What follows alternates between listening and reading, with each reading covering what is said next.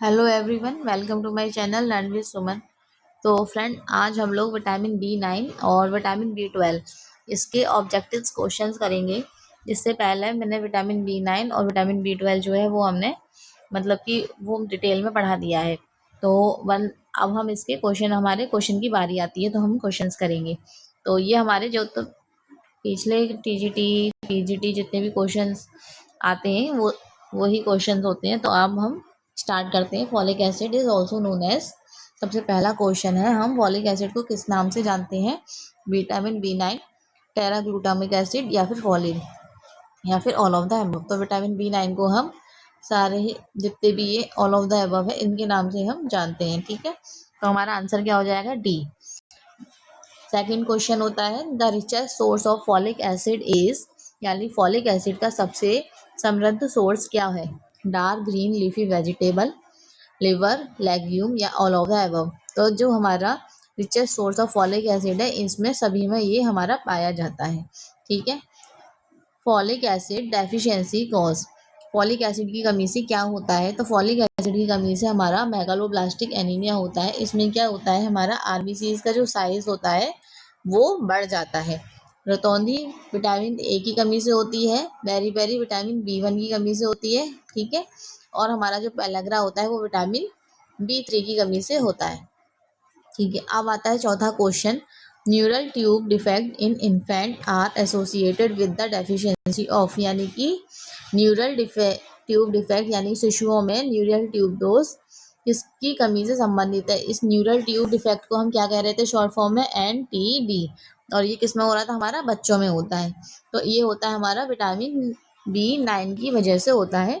ठीक है, फिर आता है हमारा रिकमेंडेड डाइटरी अलाउंसेस, यानी कि RDA of folic acid. RDA folic acid for किसके लिए? Pregnant women is, folic acid की प्रेग्नेंट वुमेन की जो हमारी नीड्स होती हैं वो ज़्यादा हो जाती हैं।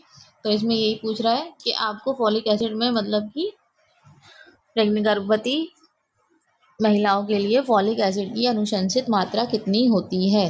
तो हमारा इसमें 500 माइक्रोग्राम पर डे इसका आंसर हो जाएगा।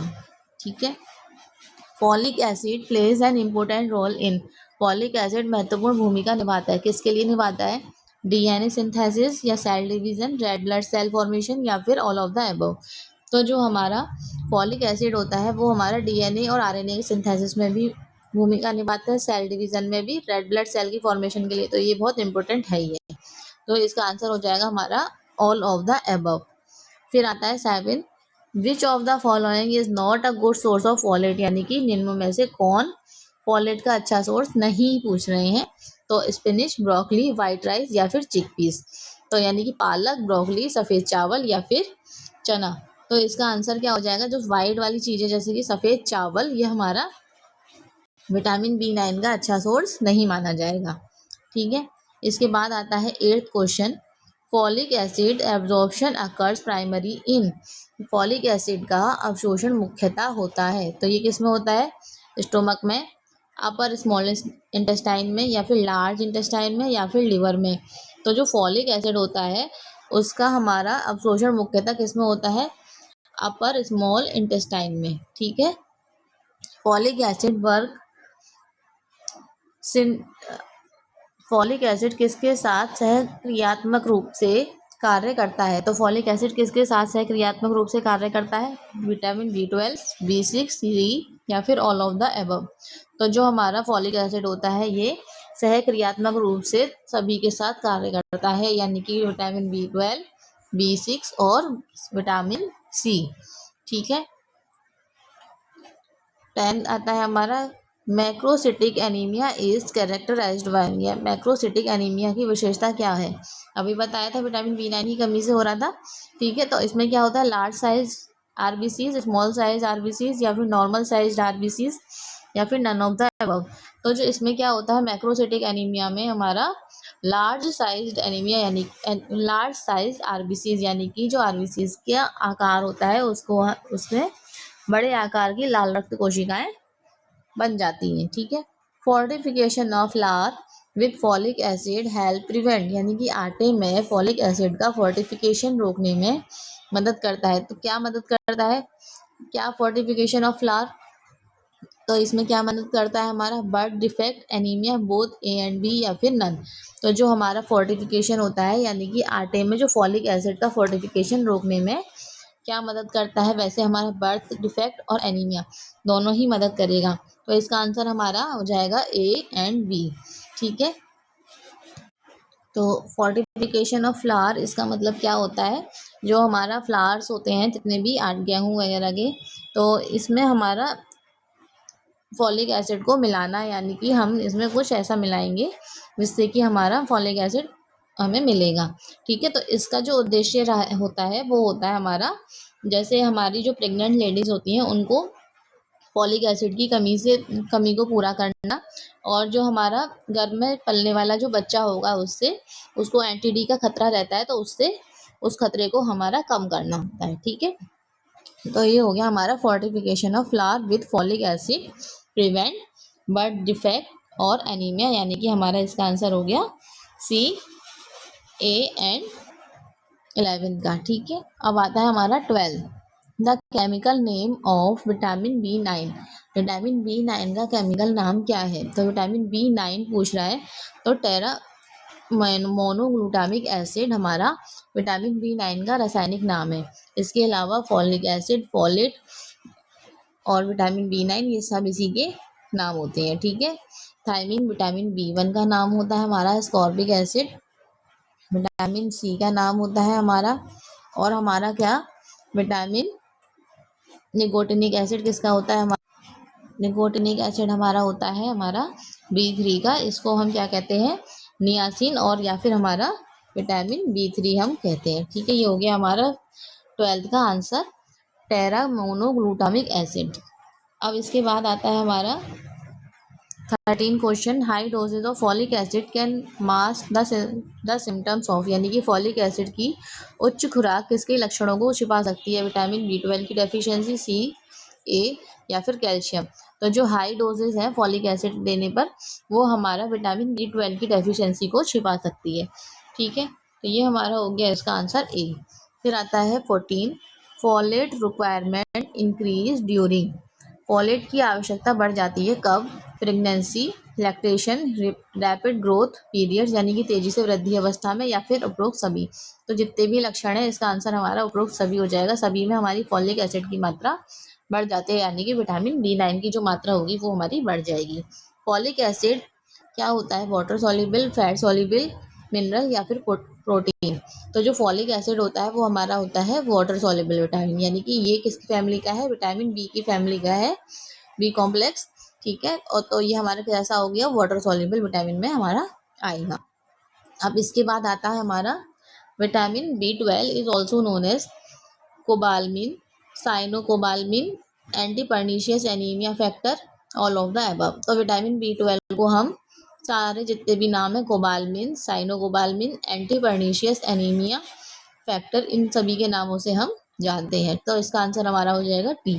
17, the unique features of vitamin B 12 is that it contains, vitamin B 12 की अनोखी विशेषता यह है कि इसमें होता है आयरन, कोबाल्ट, कॉपर या फिर जिंक। तो विटामिन बी 12 में मैंने बताया था कि क्या पाया जाता है, कोबाल्ट पाया जाता है। कितना पाया जाता है, 4 से 5% तक हमारा पाया जाता है, इसी के कारण हम इसको क्या कहते हैं, साइनोकोबालमिन कहते हैं। ठीक है, 18 हो गया हमारा, 18 है हमारा vitamin B 12 deficiency cause, vitamin B 12 की डेफिशिएंसी क्या कारण बनती है, pernicious anaemia, neurological disorder, both A and B या फिर बोथ, या फिर हमारा नन ऑफ द अबव। तो जो विटामिन बी 12 होता है इसका हमारा न्यूरोलॉजिकल डिसऑर्डर भी होता है और पर्नीशियस एनीमिया होता है, तो बोथ ए एंड बी हो गया हमारा आंसर इसका। 19th question, the best source of vitamin B 12 animal product, fruit, vegetable, cereals. तो ये जितने भी फल, वेजिटेबल और सीरियल्स ये जितने भी होते हैं इनमें हमारा विटामिन बी 12 नहीं पाया जाता, जितने भी हमारे वेजिटेरियन होते हैं सोर्सेज में। अब ये जो एनिमल प्रोडक्ट होता है इसी में हमारा विटामिन बी 12 पाया जाता है, तो इसीलिए जो वेजिटेरियन लोग होते हैं उन लोगों में विटामिन बी 12 की जो डेफिशिएंसी होती है वो अधिक देखने के लिए हमें मिलती है। तो हमारा इसका आंसर हो जाएगा ए। एनिमल प्रोडक्ट, ठीक है। Intrinsic factor is secreted bye, यानी कि आंतरिक कारक का स्राव होता है स्टोमक, लिवर, पैनक्रियाज या फिर किडनी। किसमें क्या कारक का स्राव किससे होता है? इसमें हमारा आंसर हो जाएगा ए, स्टोमक। आंतरिक कारक का स्राव होता है स्टोमक में। Vitamin B12 absorption requires, vitamin B12 के एब्जॉर्प्शन के लिए क्या आवश्यक होता है? Intrinsic factor, hydrochloric acid, both A and B, और फिर या फिर हमारा नन, कोई नहीं। तो इसका आंसर हो जाएगा हमारा विटामिन B12 के एब्जॉर्प्शन के लिए हमारा इंट्रासेनिक फैक्टर और हाइड्रोक्लोरिक एसिड, जिसको हम HCl के नाम से भी जानते हैं, दोनों इसका आंसर हमारा हो जाएगा। तो ये हो गया हमारा 21 का सी आंसर। 22 सब 22 का क्या है हमारा? Vitamin B12 is store primary in, vitamin B12 मुख्य रूप से संग्रहित होता है लिवर में, किडनी में, हार्ट में या फिर लंग्स में। तो जो विटामिन B12 है वो हमारा लिवर में स्टोर्ड होता है, ठीक है। और फिर आता है vegans are at high risk of deficiency of, जो मैंने बताया था वीगन्स जितने भी शाकाहारियों में किसकी कमी का उच्च जोखिम होता है? तो ये हमारा विटामिन B12 की कमी हमें शाकाहारियों में देखने को मिलती है।